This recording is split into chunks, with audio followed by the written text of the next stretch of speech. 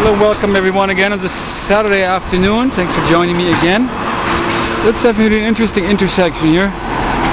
Chestnut and Taylor. This is Columbus actually. This big street here. This is over there. This is where I live at least now. And we follow this road, but actually this is where I'm going. We're going down to Fisherman's Wharf.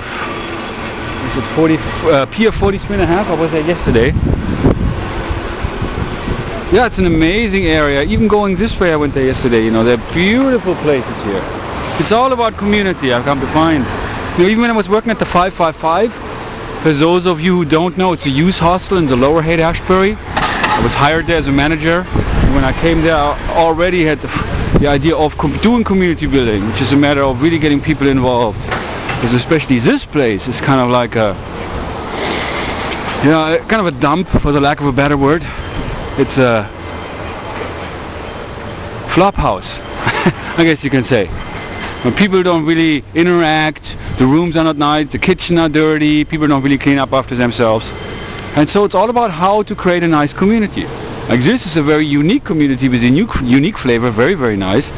But ultimately, every street has its own community. But it's really about, I like that wordplay, or the play of the word community, which is our common unity. Because ultimately it's all about that. We share this common unity. We're all part of this world, and this world is our world, it's our home. And it's really in the spirit of how to treat one another and how to work together and help one another. Very good.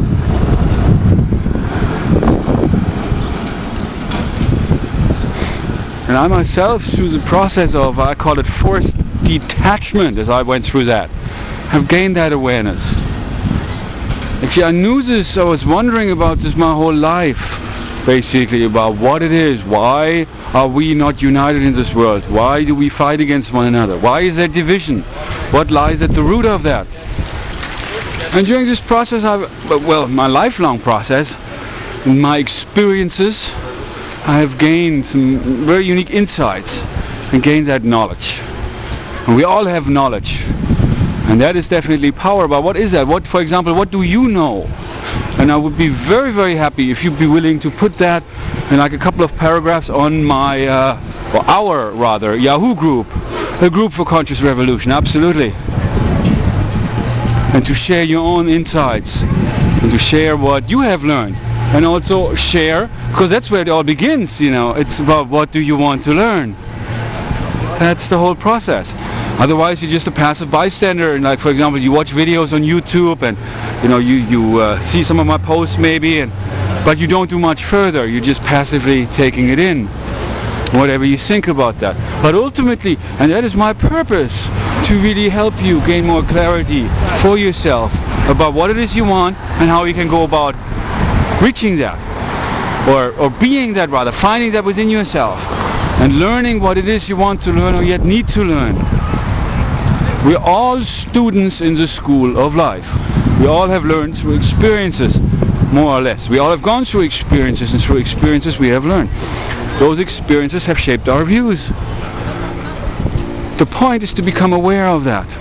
That's what the conscious revolution is all about, and I definitely welcome you to that.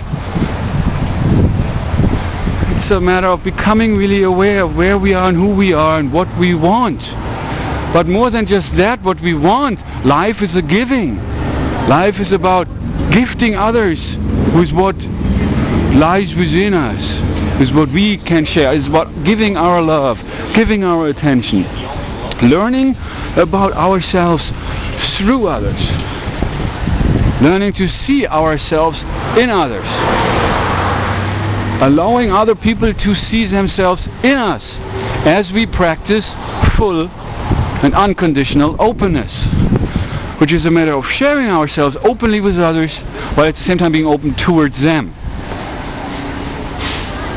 And that openness can bring about oneness, or will bring about oneness, if we practice that, if we live that. And then we can overcome everything that stands in between ourselves and others. regardless of how difficult other people are, regardless of how difficult our circumstances are. The teacher is contained in all of experience. As a matter of fact, the more difficult the challenges are, the greater the opportunity for learning. It is about the school of hard knocks, where sometimes we are knocked upside the head, and there is a great amount of pain and suffering. One of the problems that I've come to see is that in our society, especially in the West, maybe especially here in America, people do not want to suffer. Of course, everybody wants to live the good life, and we're all pursuing happiness. But ultimately, we have lost the ability of how to learn, of how to really be, what that means. We don't know how to communicate, how to really listen, how to be at ease, how to be free. If you really think about that on a deep level, on a deep human level, we don't need anything to be free. We are free. We all are free. We just don't realize that. But as we have been programmed during the process of our conditioned upbringing, we have come to, well, learn, or rather we were told, which is ultimately how we learn, the main ways, because we're told things. We're told things by our teachers, our preachers, our government leaders, our parents. We're told to pay attention.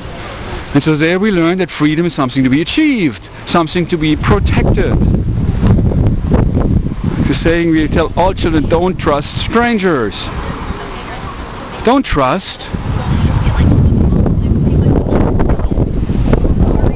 Because it's not safe. And we all want to be safe. We all protect what we have. We protect our homes, we protect our things, our ideologies. We protect our sense of self. We hold on to that. And we compare everything to that.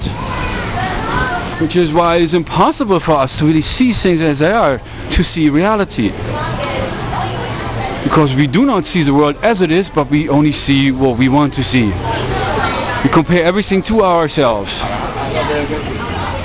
And so to just make a long story short and to narrow it down to the point, it is about opening ourselves up to that which is different. If we compare everything to ourselves and if we basically stand still, do not want to change but seek for change, well, good luck with that.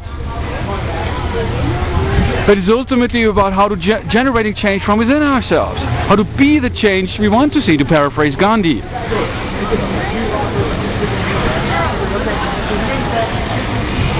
And so I hope this can help stimulate you, stimulate your mind, inspire you to begin on this process for yourself. And there are many, many ways, like a camera is an amazing tool, a voice recorder is an amazing tool, television is a tool. You can learn through that. You can learn through anything, but it's about using those tools. Of course, money is a great tool. Oh la la. That is a tool that I still have to attain. And so it would be also definitely appreciated, I mentioned that in my previous recording, if you can, support me in whatever shape or form, even $5, $10, $15, whatever you can give. After having now 420 video recordings, after, all my time on Pal Talk, the experiences I've gained there, what I've learned there, what I went through there, not to even mention my marriage, being here in America, I've definitely paid my dues, and I have gained the title of practicing philosopher and teacher of learning. But at this time, I'm still at the point I'm slowly beginning to have meetings. Somebody fell down here. I guess he was drunk. Yeah, that can happen. People get drunk. I wonder why we do that. We just forget, right? It's so much easier to forget. It's so much more difficult to face reality. I mentioned that to you, and also I worked here. Standing right out here and doing what this lady's doing. Dressed the same way with that red thing. I remember, those were the days. Yep. I kind of enjoyed working here. Definitely. It was an experience. Learned a lot through that. But ultimately also, and I'm going to wrap it up right now, is I want you really, I want nothing from you. The only time when you learn something is, I think, when I really would appreciate some sign of your appreciation.